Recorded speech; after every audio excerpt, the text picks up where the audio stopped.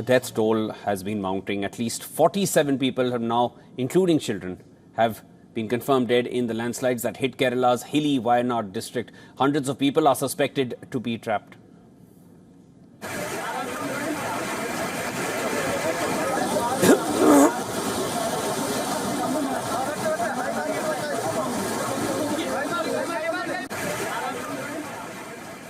The Kerala State Disaster Management Authority has deployed 225 members of the Fire Force and National Disaster Response Force teams, the NDRF teams, to the affected areas, with an additional NDRF team on its way to Wayanad.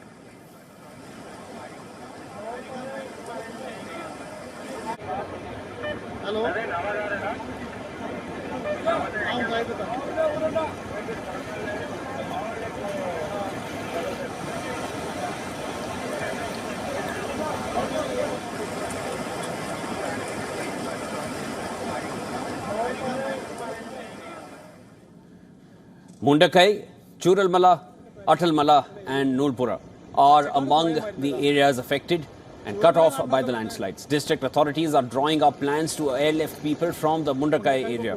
According to officials, many people were feared washed away in the Chalayar River flowing to the Nilambar region in Malappuram as the landslide struck the hilly areas near Meppadi early in the morning. Officials added that multiple landslides have been reported in the Mundakai and Churalmala villages under the Meppadi Panchayat in Wayanad.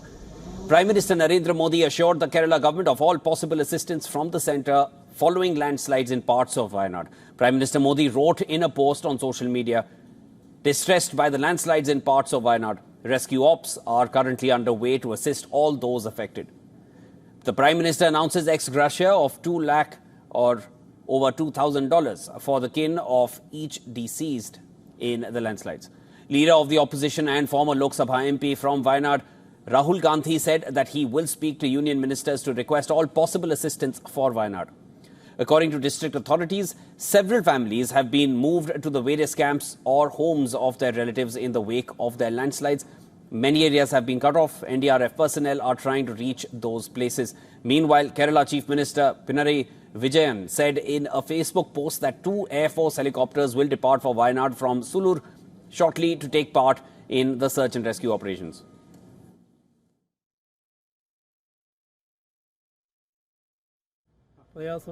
We cannot share a lot of information right now.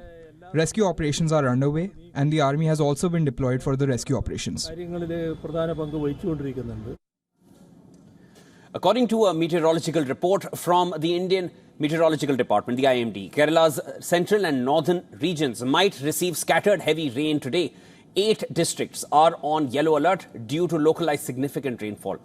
Other districts might experience light to moderate rainfall. All right, to get the latest on this, we're again joined by our correspondent Siddharth MP, who's joining us on the phone line. Siddharth, all our fears, they're only coming true at the moment. Earlier in the day when we discussed the death toll, and we knew it's going to be mounting because we're yet to know the extent of the damage which has been caused. As of now, the figure stands at 47 and it's only been increasing. Earlier, last time we spoke, the figure was 6. It's 47 now. And there is a yellow alert in several districts. There is more rain expected.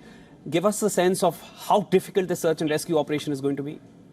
See, the search and rescue, when we last spoke, at least 250 people were involved. That is the personnel from different agencies, be it the NDRF or the SDRF or state police and so on. 250 people were involved when we last spoke. But then now, or anytime soon by the afternoon, there might be more than 500 people, personnel deployed as part of the search and rescue. The major concerns here is that the landslide has meant that a lot of places remain totally cut off. So the only means to, sort of go to those places and conduct a recce and a search and rescue is by air. So this is something we'll have to wait and understand from the Air Force as to when they'll be able to reach those areas, because we're given to understand that the Air Force has deployed both the Mi-17 heavy class helicopters and of course the medium class helicopters known as the ALH or the advanced light helicopters. All of them have been deployed from Sulur in Tamil Nadu. So Sulur is actually at the Kerala-Tamil Nadu border, so to speak. It's at the border district of Coimbatore. So from there, it would take a couple of hours for them to reach Kannur. And from there, from the airport there or from whatever points that they have, temporary landing grounds that they have, they'll have to operate and then reach the right locations and then offer the aerial support for this large effort. Shivan, let's also keep in mind that a lot of people have been washed away. A lot of them are feared to be stuck under the debris and all the sort of rocks and boulders that are generated by this massive landslide that took place. In fact, many landslides that took place in the wee hours today. This is what complicates search and rescue. And typically a search and rescue like this is not one where, you can just do it with men. You need machinery, you need earth movers, you need large-scale machinery to move some fallen buildings perhaps, to move some of the boulders. So getting that machinery also to such locations is a huge challenge. That's exactly... Because the narrow road route through the Ghats section there, that's exactly, that is also, landslide prone, Shivan. Yes, that's exactly, Siddharth, what I wanted to, ask you next. Because when you say the areas are cut off, and we can make out from these visuals, these are devastating visuals. We can make out from the debris which is clogged in different...